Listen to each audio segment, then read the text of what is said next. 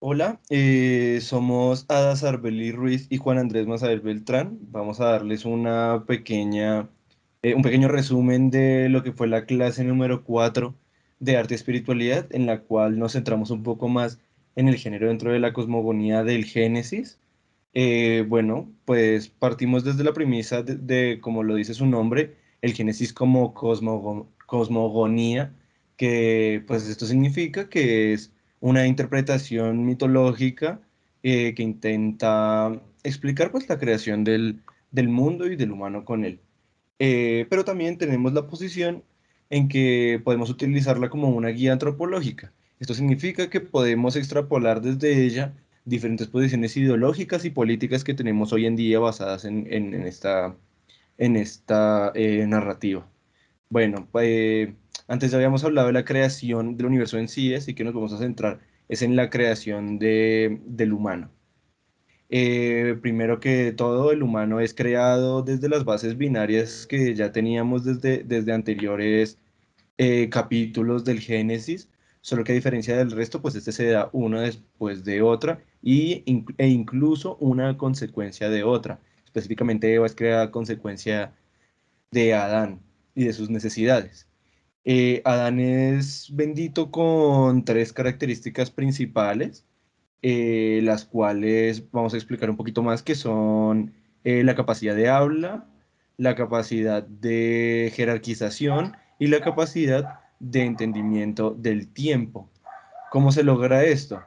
Bueno, la de la palabra se da porque al ser un ente pensante y parlante está mucho más cercano a Dios y a la divinidad. Esto solo lo repite una sola criatura dentro de esta narrativa, la cual es la serpiente, pero en esta hablaremos más adelante.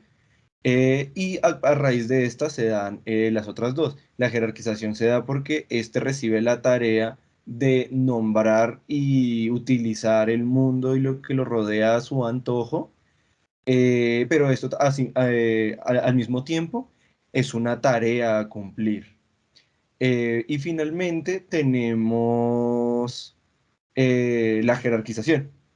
Esta se da pues por eso mismo, porque ya que se entiende que está más cerca a las divinidades y los otros seres vivos no lo están, pues este empieza a generar un diferentes, digámosle, escalones en esta creación.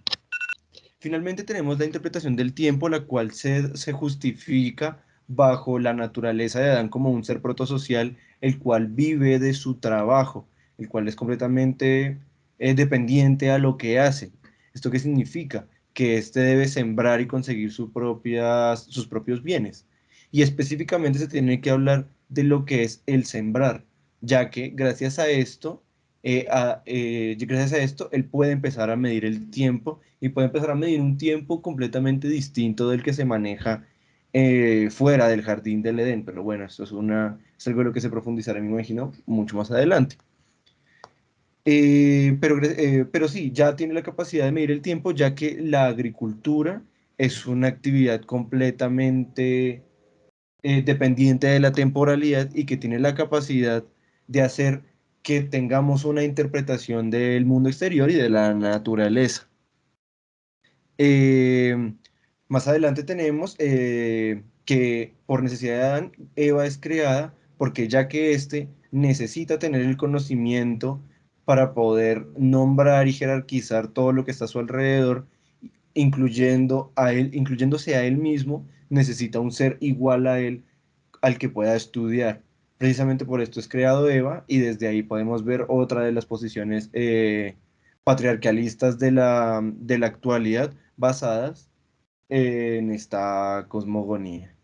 Profundizando sobre el tema del jardín, se menciona también que es en este mismo donde Dios establece el interdicto del árbol, es decir, que la advertencia nace antes de que nazca Eva, por lo que la interpretación del árbol del conocimiento como metáfora de sexualidad está equivocada, además de que no hay ningún elemento narrativo que vincule el árbol con el placer o con un órgano fálico. Proseguimos a aludir que Dios le ordena a Adán que nombre a todos los animales, y es en esa acción que se hace más explícito el poder supremo de nombrar, que crea un orden lingüístico y pone en un trono a Adán sobre los otros animales y las otras criaturas, lo que nos conduce a la incógnita de la razón de la creación de Eva. Analizando esta pregunta, se concluye que Adán necesita una proyección de sí mismo para terminar de autocomprenderse. En el mito, Eva es un instrumento para Adán, por lo que tendrá una naturaleza secundaria para el relato, que le permite a Adán, como un espejo, verse a sí mismo. Esto se refleja como Eva es creada durante el sueño, origen físico es el tórax, es creada desde el lugar de la irracionalidad. Podemos ver entonces, y cada vez se hace más claro, cómo Eva es un instrumento subracionado, un subproducto, que tiene una relación indirecta con Dios. Es Adán quien nombra a Eva. Es Adán quien al hacer esto la ordena y la domestica, reafirmando nuevamente que no hay humanidad sin lenguaje. En la discusión se introduce el personaje de la serpiente, que se dice que es el animal más astuto, es un animal que habla. Y ya que habla tiene que estar emparentado de cierta forma con lo divino.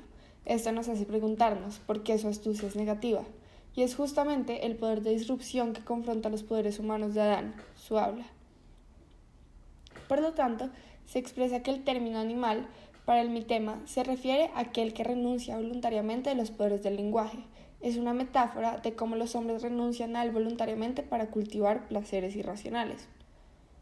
La serpiente entonces también representa un vientre irracional que se arrastra por la tierra, que conceptualmente se contrapone directamente con ese aire y el viento divino. Es por esto que la serpiente se dirige y habla con quien también es menos lingüístico, con Eva. Así también, en la clase se empieza a examinar que Adán y Eva no conocen la muerte como finalidad última, siendo esta, claro, el caos, la imposibilidad de narrarse a sí mismos. Y cuando ellos dos ceden a las apetencias proporcionadas por la serpiente, es decir, exploran el árbol del conocimiento, son expulsados del Edén, caen entonces en la desgracia de ya no poder identificarse con ellos mismos, en la desgracia de la muerte. Es entonces la manzana una metáfora de ingerir, como prohibición. Dios no quería que comieran del árbol para que no tuvieran que saber que la muerte existe, concepto que coincide con la idea de paternidad judaica, de un patriarca que le evita el sufrimiento a su comunidad. Si no hubieran comido la manzana, hubieran podido seguir entendiéndose a sí mismos como sí mismos, hubieran escapado de la muerte. Por lo tanto, siguiendo este orden de ideas, lo que define al ser humano es esa racionalidad que le permite al ser humano identificarse como sí mismo, y lo que se busca es evitar a toda costa aquello que interrumpa esa racionalidad pura. Esto, podemos concluir en la clase, funciona como cierto tipo de raíz para una comunidad que establece posteriormente un gobierno de lo masculino, un gobierno patriarcal que busca que las mujeres también sean gobernadas.